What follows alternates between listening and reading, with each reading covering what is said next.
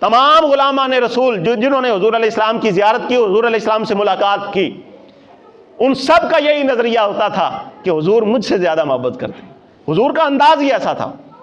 کہ حضور علیہ السلام جس سے بھی محبت کرتے اس کا یہ نظریہ اور خیال ہوتا تھا کہ حضور مجھ سے سب سے زیادہ محبت کرتے. لیکن حضور علیہ السلام کا ایک اور انداز بھی تھا کہ آپ جو بندہ، جو صحابی سب سے زیادہ علم والا ہوتا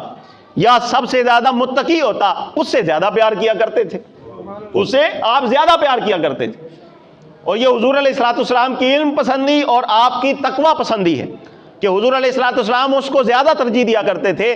اب جب ہم دیکھتے ہیں کہ کائنات میں سب سے زیادہ پیار حضرت سیدہ کائنات کے ساتھ ہے حضور علیہ السلام کا،